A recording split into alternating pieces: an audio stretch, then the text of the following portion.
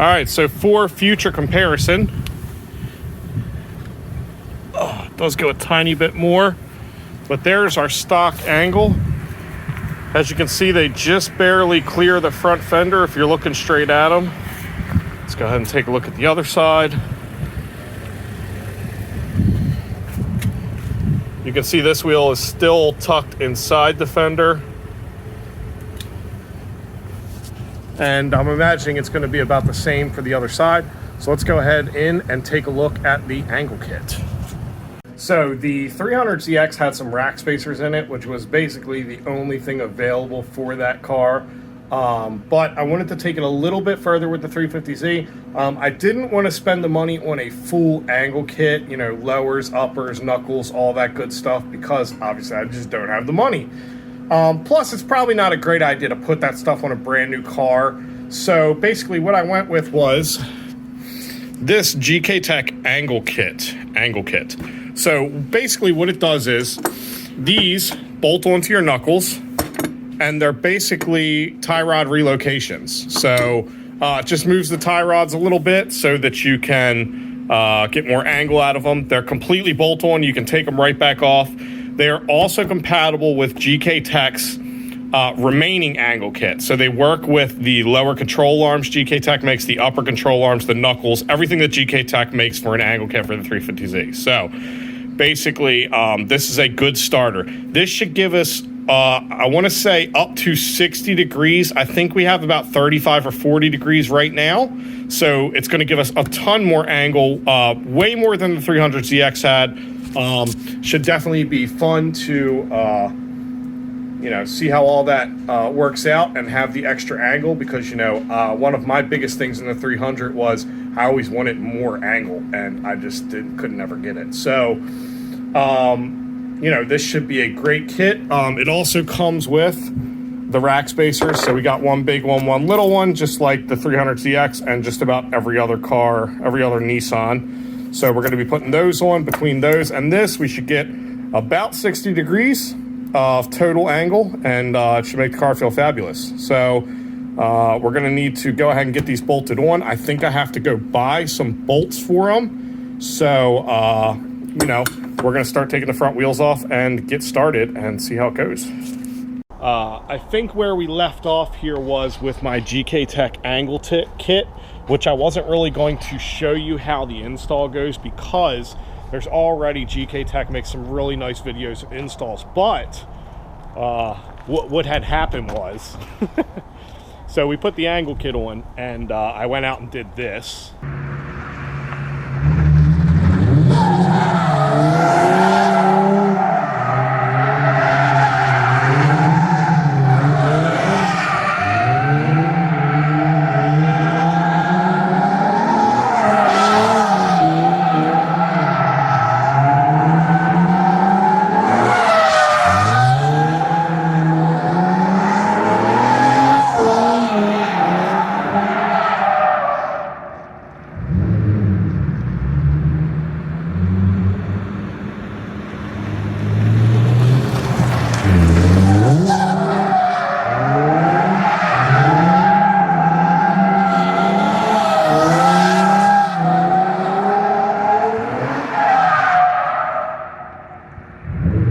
And the car felt amazing, and I loved it. Not as much self-steer as the 300, but still pretty good. Now, the problem was, when I went and did that, I just ended up totally destroying the compression arm bushings. So, if you take my tire right now, you can shake the bottom. They're so terrible. So what happened was I went to get my front end alignment, and the wheels were towed in. So I pulled some tow out before I went. I got on the road and it immediately towed back in because the bushings are just so shot. So basically my $250 angle kit is turning into a full GKTech Superlock kit, which I'm not upset about. So I'm gonna go ahead and show you guys, oh God, if I can get my wheels to turn. I'm gonna show you guys the angle we're getting out of the kit right now.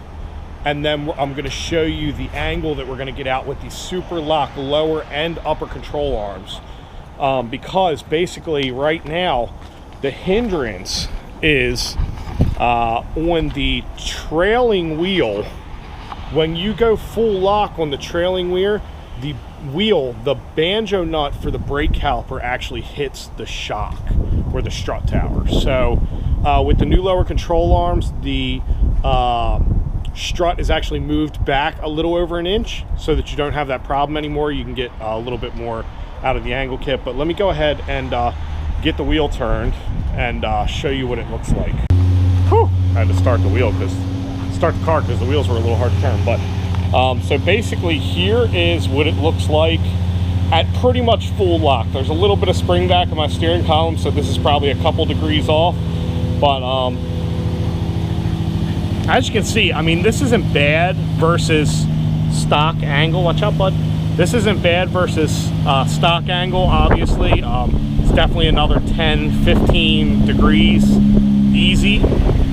So, you know, we'll go with that, and then I'll go ahead and show you what it looks like. I actually have a picture that I'll throw in right now of what it looks like while somebody was actually holding my wheel full lock. And we'll go ahead and compare after we get the lower and upper control arms on and everything like that, and try to get everything dialed in. Now that we're doing this whole setup, I'm going to go into a little bit more about how it's installed and the different adjustments, which again, you can see from GKTech, but this is going to be driver specific. These are things that we're probably going to be changing track days so that we can kind of get a feel for how the car reacts. So before I take the wheel off here, so now my steering is locked. This gives you an idea of what they're like. No bueno. Let's get them ripped out.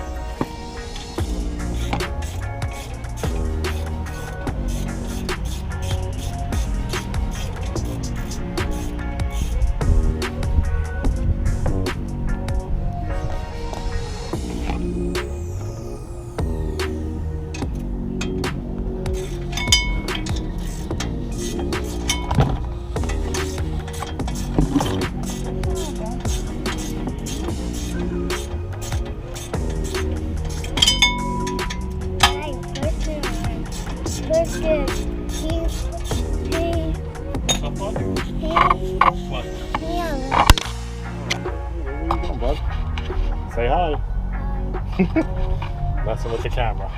So hey, while he's got this out, so we're still going to be using this angle kit. It goes with the Superlock kit, obviously, because it's kind of like a cut knuckle. It relocates your tie rod point, so on and so on. So now the interesting thing I didn't know, and obviously this wasn't our issue, but so you can see right here where it was rubbing on the coil, this was probably before I adjusted the stops, which you can see I cut shorter right there. But I just noticed it was also rubbing on my sway bar. So we're probably gonna have to get some bigger spacers for the front here just to be able to clear the extra angle from our sway bar. Eventually probably get a new sway bar. I know they make some that are a little bit better for clearing for the angle. Some people do run without the sway bar. We might try that at some point, but I've heard it's not a great idea, so.